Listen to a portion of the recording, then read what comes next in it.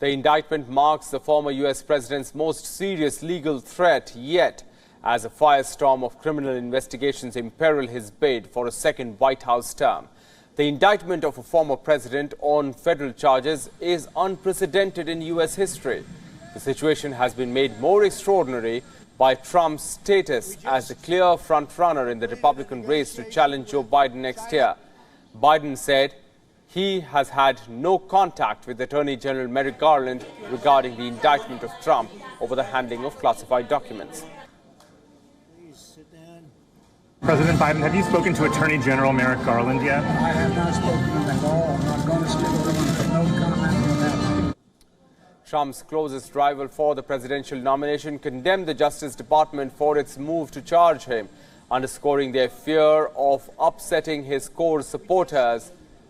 Without naming Trump, Ron DeSantis condemned his indictment. I think there needs to be one standard of justice in this country. Let's enforce it on everybody and make sure we all know the rules. You can't have one faction of society weaponizing the power of the state against factions that it doesn't like, and that's what we've seen.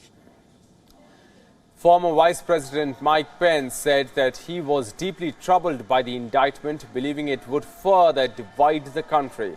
He added, however, that the American public should review the facts of the case and make their own judgment.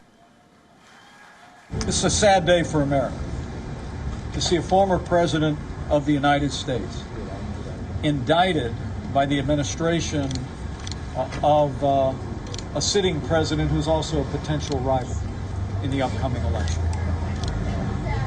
You know, after years of politicization in the Justice Department, years that I lived through as vice president, watching the FBI make a decision not to bring charges against Hillary Clinton for mishandling classified information, to see 2.5 years of the Russia hoax that hung over our administration as we fought to turn America around and still made it more secure and more prosperous than ever before. U.S. Senator Tim Scott, who is polling in the single digits, criticized what he also calls the weaponization of federal prosecutors. Vivek Ramaswamy, a venture capitalist, accused the Justice Department of unfairly targeting Trump and vowed to pardon him if elected. Nikki Haley, UN ambassador under Trump, said that Americans were exhausted by prosecutorial overreach, but also hinted at the chaos surrounding the ex-president. And for more on this, our correspondent Susan Tehrani sent us this report from New York.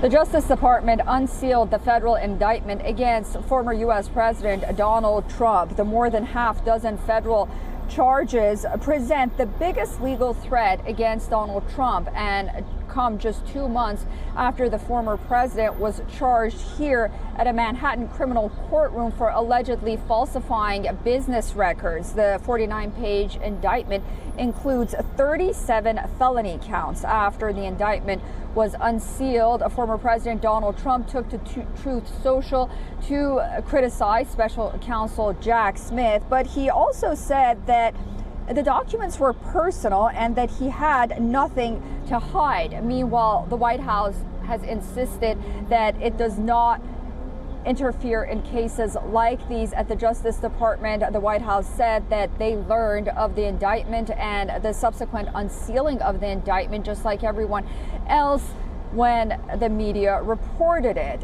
U.S. President Joe Biden was asked whether he talked to Attorney General Merrick Garland, and he said that he hadn't. Susan Tehrani reporting from New York for WION World is One.